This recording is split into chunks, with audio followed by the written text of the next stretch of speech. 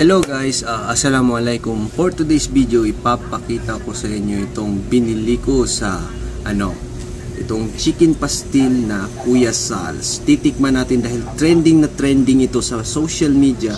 Susubukan natin yung lasa na authentic daw ito ang Kuya Sal's na chicken pastil. So, let's try this guys. Hello guys, so ito nga po pala yung logo ng chicken pastil in a jar ni Kuya Sal's. Ito yung logo at sticker ng kanilang produkto na chicken pastil in a jar. So that's why suportahan natin ang ating kapatid na Muslim sa kanyang negosyo na chicken pastil in a jar.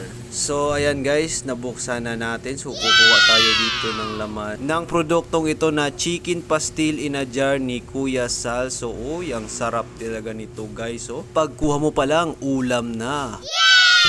So ayan guys, titikman na natin tong produkto ni Kuya Sal's na chicken pastil. Kita nyo guys, hindi tinipid yung manok, parang buong buo. Malalasaan mo talaga na masarap talaga ito. Yan, titikman natin. Bismillah.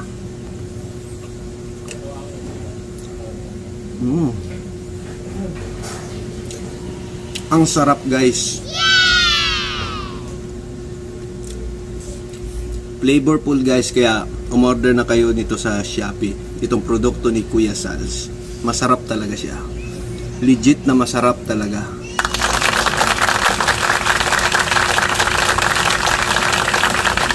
Grabe Kuya Sal's.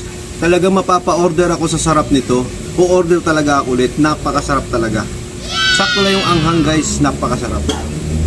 So ayan guys, ito yung komento ko sa produkto ni Kuya Sal's is napakasarap talaga ng chicken pastil in a jar. Ramdam na ramdam mo talaga na legit ang sarap niya pag natikman mo ito.